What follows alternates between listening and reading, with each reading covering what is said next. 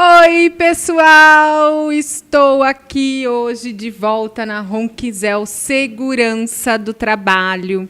E hoje o Eduardo vai explicar para a gente certinho o que é, como funciona, quem que faz e tudo mais sobre o PPRA.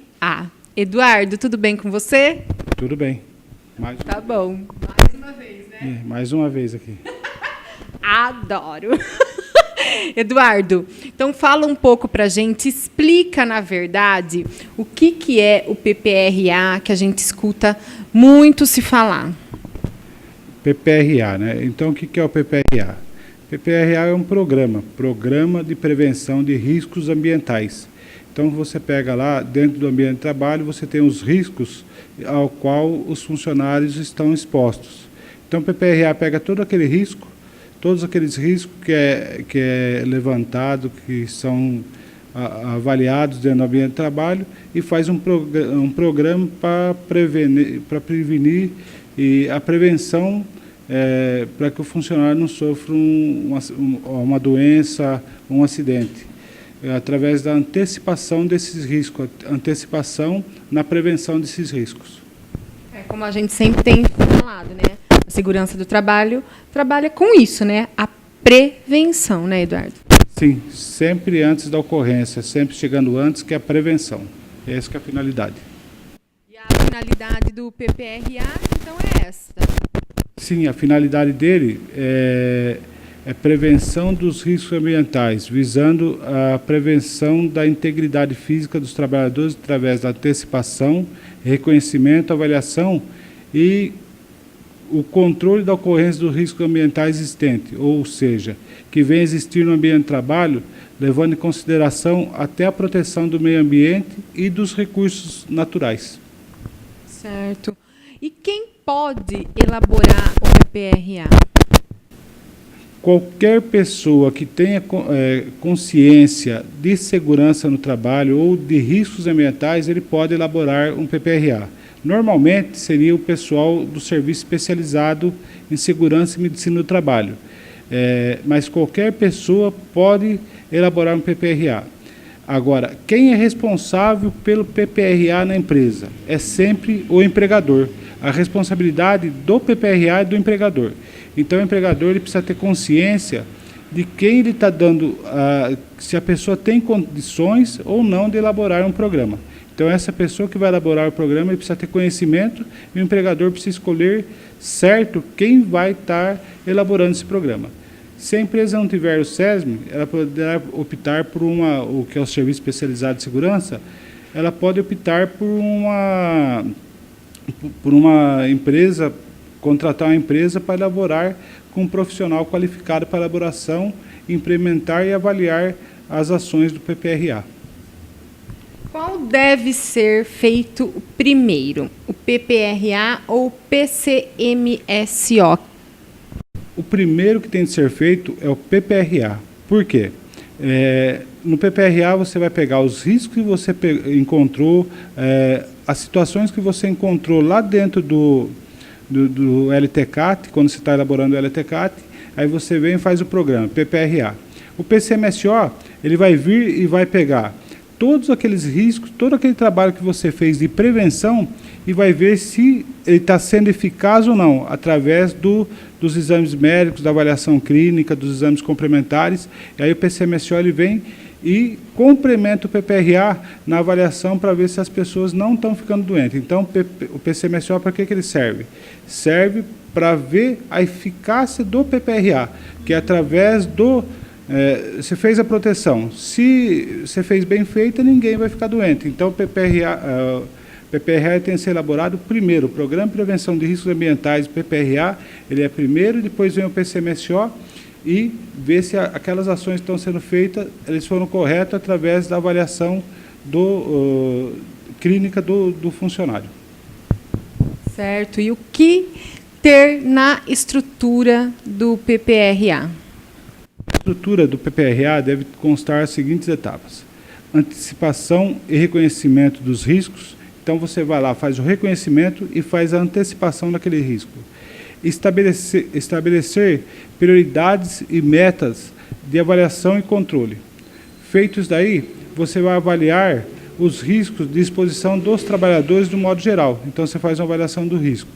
Aí você implementa as medidas de controle e avaliação da sua eficácia, através de monitoramento de exposição ao risco, registro e divulgações dos dados.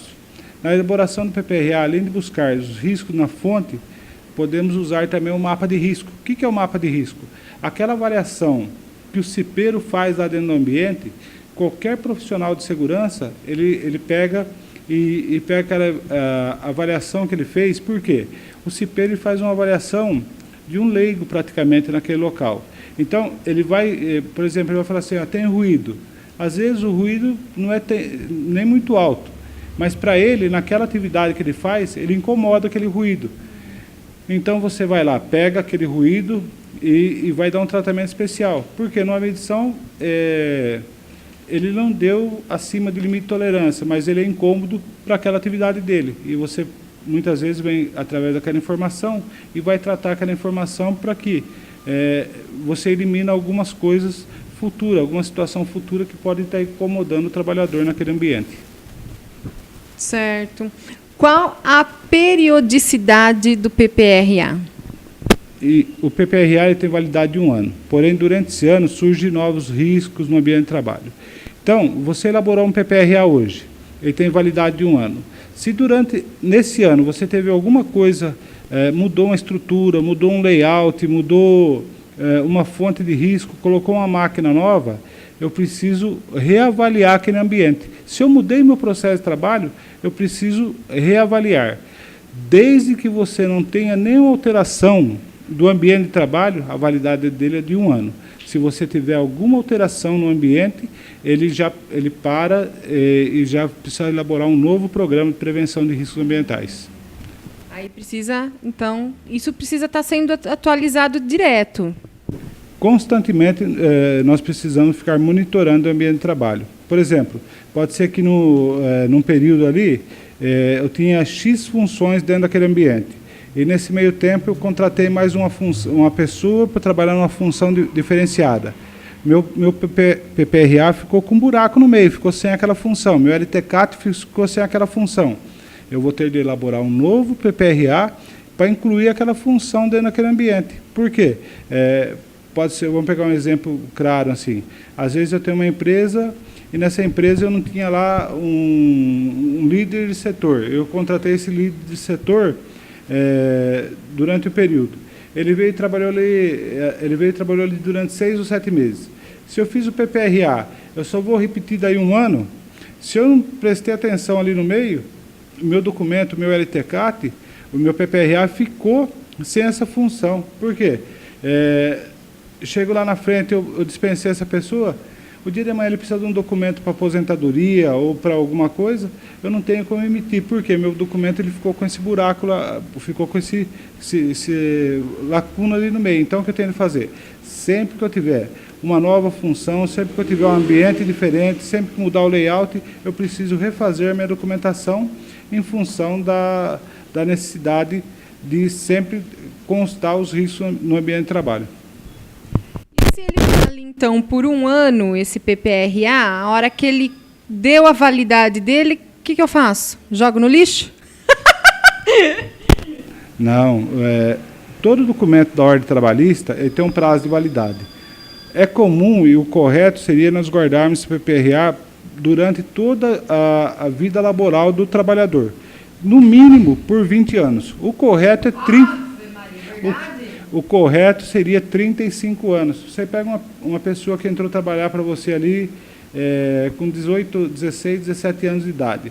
Ele vai demorar quanto tempo para se aposentar? 35 anos. Se eu precisar resgatar uma informação dessa pessoa, como que eu vou resgatar daqui 20 anos, 30 anos? É o PPRA, é as fichas de EPIs, as fichas de controle que vai me mostrar essas informações da realidade que eu tinha na época. Então, no mínimo, eu tenho de guardar a documentação de segurança do trabalho por 20 anos. Nossa, é tempo, hein? Haja arquivos. Sim, eu costumo dizer o seguinte, quando você começa a implantar, e em vários locais eu falo assim, compra um armarinho do lado e coloca mais um armário, por quê? Você precisa começar a armazenar corretamente as informações de segurança no trabalho. Põe mais um armarinho ali do lado para a gente alimentar com as informações. Ficha de EPIs, PPRA, PCMSO, LTCAT, exame médico. Fechou ali, pega ali no prontuário do funcionário, vai arquivar, já coloca todas as informações junto, arquiva tudo junto. Dia de amanhã você precisou levantar um histórico dele, fazer uma anamnese desse funcionário, está tudo ali guardado. Isso é ótimo, mas você precisa de espaço. Onde guardar o PPRA para ele ter o acesso? Então, seria assim, isso mesmo, ter armários guardados. Você não pode ter no computador isso? Tem que ser físico? Sim, tem que ser físico. E não é só isso. Por exemplo, a vigência do documento, naquela vigência de 1 ano, você precisa ter ele ali no ambiente de trabalho. Vamos pegar um exemplo claro. Eu tenho uma obra lá em São Paulo, minha empresa aqui de Jaú. Eu vou ter que desenvolver um documento de segurança do trabalho para aquela obra lá em São Paulo. Se eu tenho uma obra lá no Espírito Santo, tenho que desenvolver um documento para a obra do Espírito Santo. E toda a documentação de segurança precisa estar ali junto. Ficha de EPI, exame médico, PPRA, PCMSO, daquela obra, daquele local. Então, essa documentação ela precisa ficar no ambiente de trabalho. Se a fiscalização chegar no ambiente de trabalho, ela solicitar essa documentação, você tem de mostrar de imediato para ela. Então, a documentação ela acompanha o trabalhador dentro do ambiente de trabalho. Lá na sua empresa, ele é um documento que ele fica no ambiente de trabalho ali. A qualquer momento, chegou a fiscalização, você tem obrigação e pode mostrar para eles. Daí é lei desde 1943, que são documentos que diz respeito à fiscalização e tem que estar no ambiente de trabalho, assim como o registro de ponto, ficha de ponto, tudo ali no ambiente de trabalho. A coisa é complicada, né? E o cronograma de ações do PPRA? Esse é um dos maiores desafios do cumprimento do PPRA. Por quê? É lá no cronograma e qualquer pessoa que vai auditar um PPRA, ele começa pelo cronograma. Como que ele faz? Então, lá no final, você vai colocar um cronograma, você coloca lá, a médio prazo, o que eu vou fazer? Treinamento com todos os funcionários. Quais são os treinamentos que eu vou fazer? Cita lá no cronograma quais são os treinamentos. Entrega de EPIs, como que eu vou monitorar? Vai estar lá no cronograma. Então, chegando ali uma fiscalização, chegando ali um auditor, ou qualquer pessoa que vai auditar, ele pega para auditar um PPRA a partir do cronograma. Se você tiver com o cronograma furado, se não estiver implantando o cronograma, o que vai acontecer? Você não tem um documento que nós vamos dizer ativo. Você vai ter muitas vezes um documento de gaveta. E aí é onde que vai por água abaixo todo o trabalho. Tá? Então, durante a elaboração, você encontra diferentes riscos. De acordo com esses riscos, você vai ter uma forma de estar protegendo o trabalhador. E onde que você vai fazer? Através de treinamento, de palestra, de acompanhamento de uso de EPIs, de compra de EPIs, de reavaliação do risco. Então, constantemente você precisa fazer uma reavaliação daquele risco. E aí, no cronograma que você coloca essas ações. Eu costumo dizer o seguinte, o cronograma de ações é a parte viva do PPRA. É ali que você vai enxergar tudo que você tem de fazer.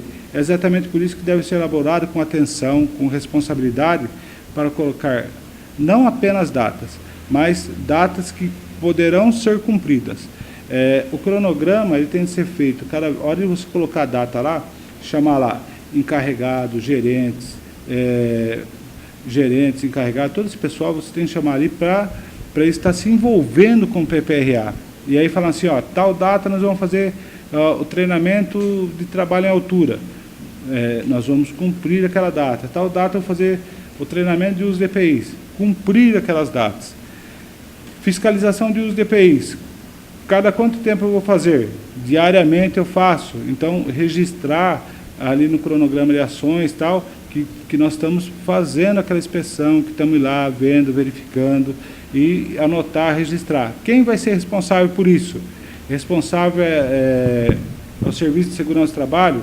Se não é o Serviço de Segurança do Trabalho, alguém dentro da empresa, citar o nome das pessoas ou a função daquele que vai estar fazendo essa fiscalização e ter registro. Por quê?